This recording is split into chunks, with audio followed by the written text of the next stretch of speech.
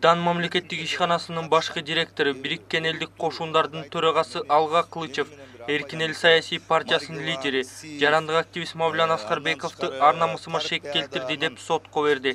Жана андан 70 миллион сом айып пул талап кылууда. Кылычев бүгүн Next TV'нин суроолоруна жооп берип жатып, сотко Кыргыз Today KG сайтына 2016-жылы чыккан макалага байланыштуу кайрылганын, анда жок сайтка шилтемелери келтирилгенин, Аскарбеков тараптан каралоо болгонун айтты. Менин дарегиме мындайча айтканда мыйзам тилине, адабий тилге такыр шайкеш келбеген сөздөр менен кайсы бир кандай десем бир жаргон дейби, кандай бир түшүнүксүз бир сөздөр менен, мисалы маргилан, ксив, андан тышкары торпеда, анан ар кандай мага туура келбеген сөздөр менен менин намысыма шек келтирип, ушундай бир нерселер жазап жүрөт да.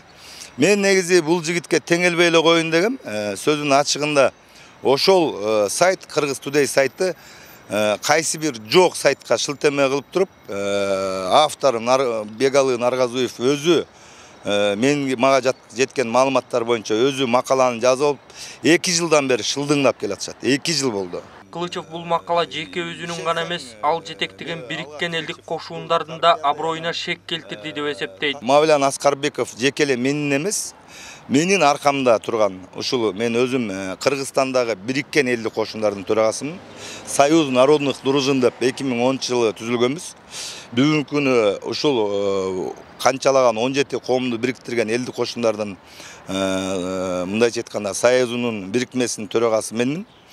Менин аркам, мени менен ушул Кыргызстандын жалпы жарандарына, менин аркамдагы элдик кошундардын дагы намысына шек келтирип атат. Жарандык активист Мавлян Аскарбеков Алга Кылычев тууралуу постун Facebook'a 2 жыл мурда жазганын билдирди. Анын айтымында кийин аны Кыргыз Today KG сайты да көчүрүп чыгарган. 2016-жылы сиздер билгендей Турат Акимов, журналист, сиздердин коллегаңыздарга кол салуу болгон.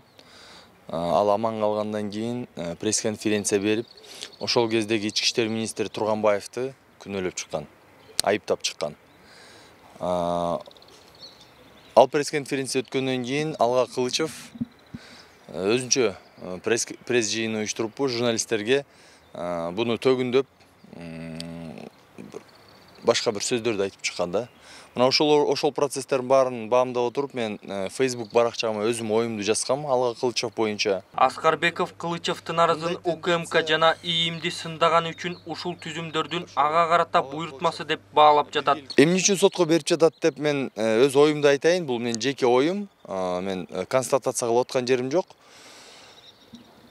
Коопсуздук кеңешинин отуруму болуп өткөндөн кийин, мына жакында президент Жээнбековдун айткан сөзүн колдоп, мен бир топ маалымат каражаттарына интервью бергем. УКМКнын төрагасы Сегизбаев, ички иштер министри Ирсалиев жана генералдык прокурор Жолдубаева тез арада кызматтан кетүүсүн талап кылып интервью бергем.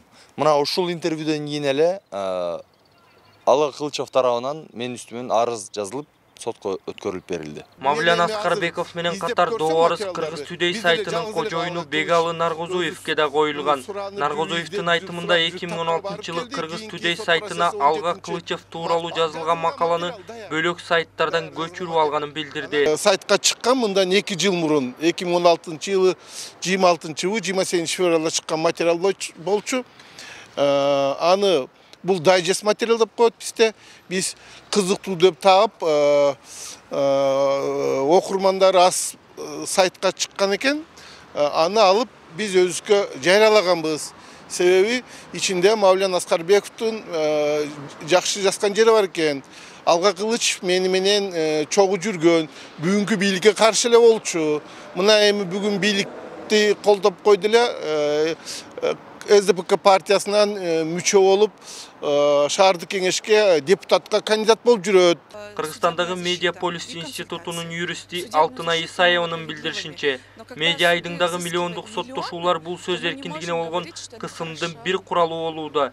Анткени акыркы 2 жылда 6 делген миллиондогон доо арыздар журналисттер тарабына түшүп, соттон журналисттер жеңилүү ызасын тартып келишүүдө. Стало ли требование миллионов сомов бизнесом, да? Ну, как бы сложно говорить на самом деле. Скорее всего, это не бизнес. Скорее всего, требование миллионных сумм стало таким инструментом для того, чтобы подавлять деятельность журналистов, подавлять свободу слова. В случае с Мавляном Аскарбековым, да, мы считаем, что судьи должны строго руководствоваться требованиями закона и рассматривать это дело в соответствии с требованиями постановления Пленума Верховного Суда, где говорится, что, во-первых, публичные лица могут быть подвергнуты критике, они должны быть терпимы. И второй момент, сумма моральной компенсации должна быть соразмерной и справедливой. Она не должна носить карательный характер. Алга Кылычевдин жарандык активист Мавлян Аскарбеков Бегалы Наргозович жана Кыргыз Today сайтына карата жазылган доо арызын